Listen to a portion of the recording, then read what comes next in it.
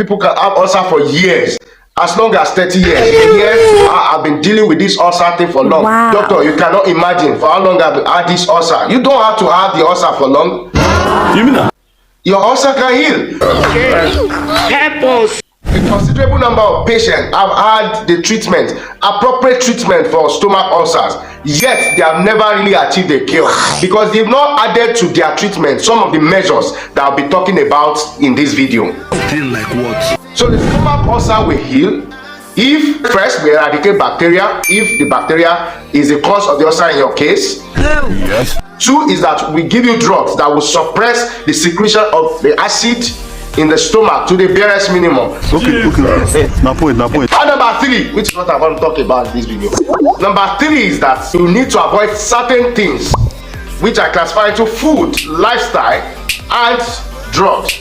These things are the things that will stimulate or increase the secretion of the stomach acid. As long as the stomach acid keeps insulting, keeps touching, contacting your ulcer, the wound in your stomach, it will never heal.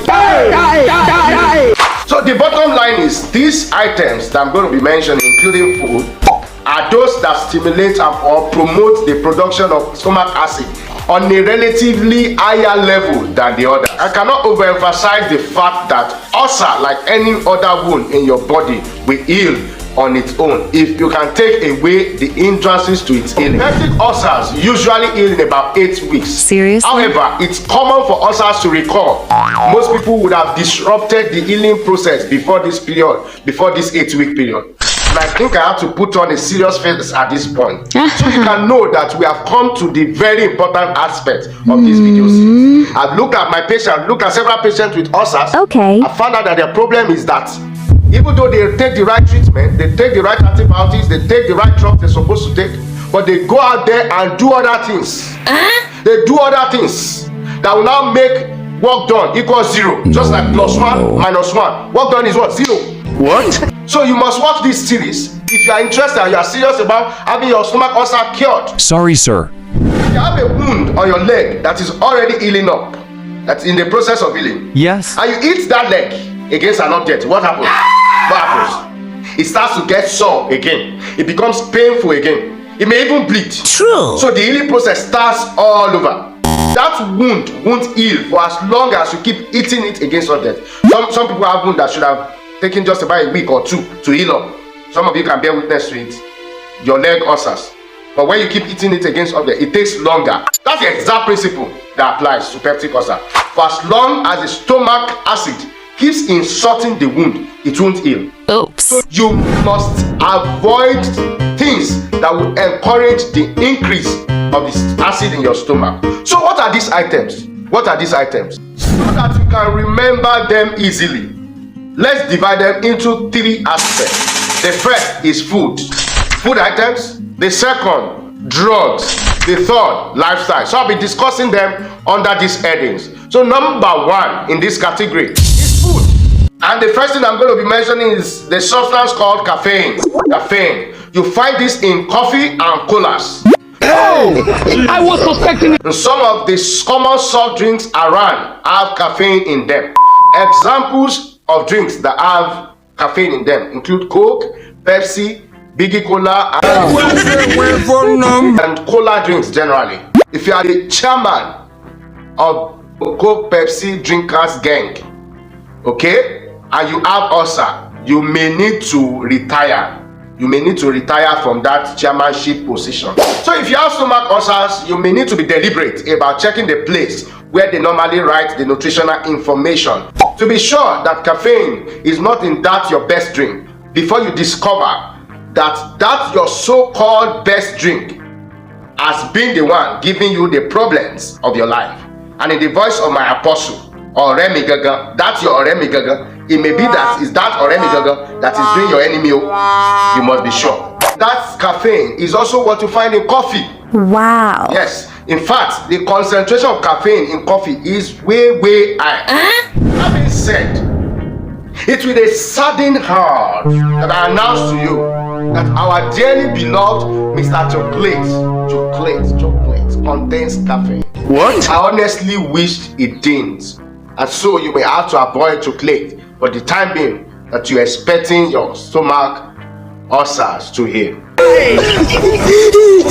Now I've said you avoid these food items, okay, to allow your ulcer heal. But it's also important that even when your ulcer has healed up, when you want to go back to consuming these food items, be sure to take them with caution.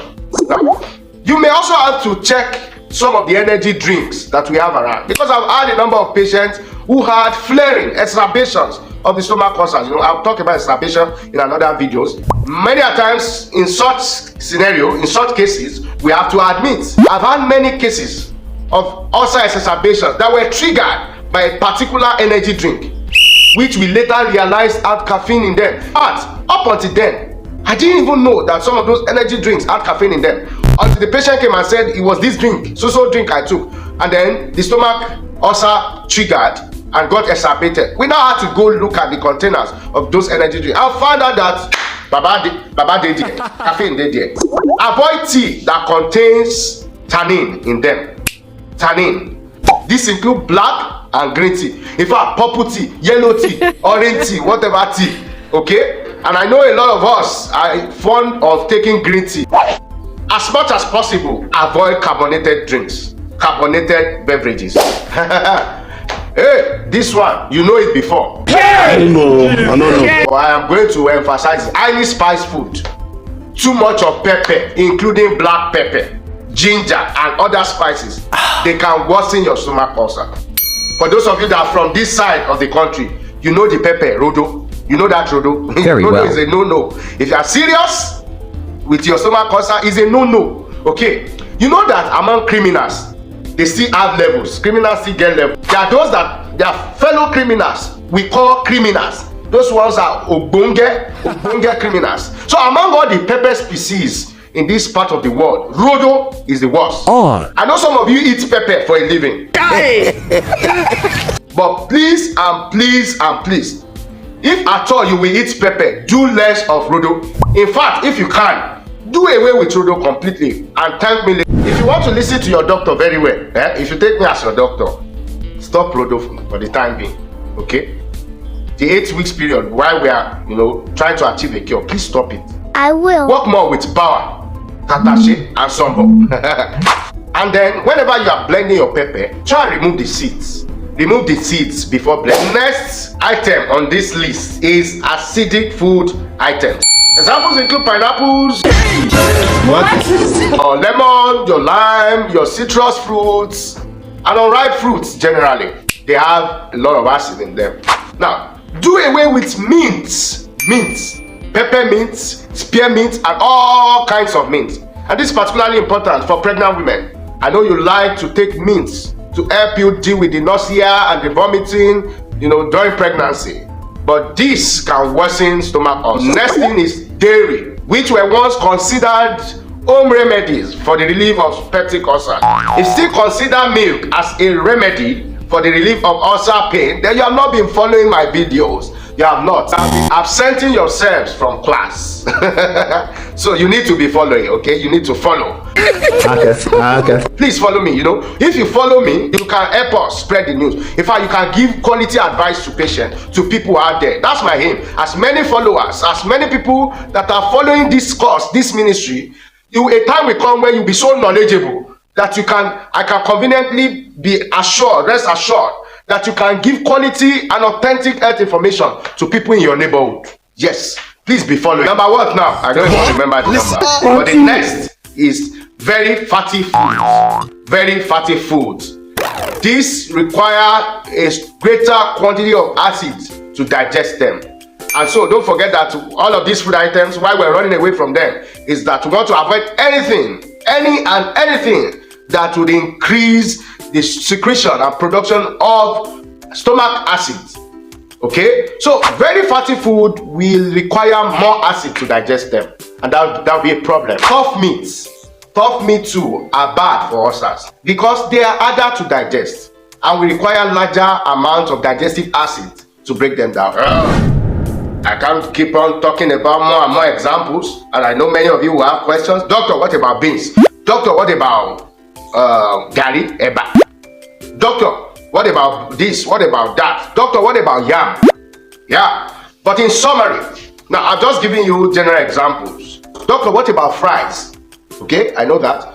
But in summary, the body of specialists that deal with the digestive system at some point started to lay emphasis on the fact that the food items to avoid should be individualized. In other words, avoid any type of food that worsens your symptoms. Whether or not it's among the food items that I've highlighted in this video.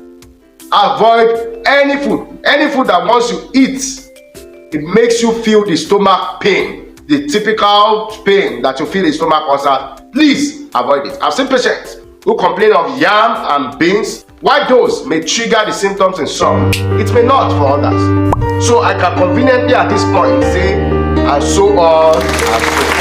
See the second part of this video for drugs and lifestyle to avoid in stomach ulcers. Kindly like and share this video. Subscribe if you haven't. Yours faithfully, Dr. Health Geek.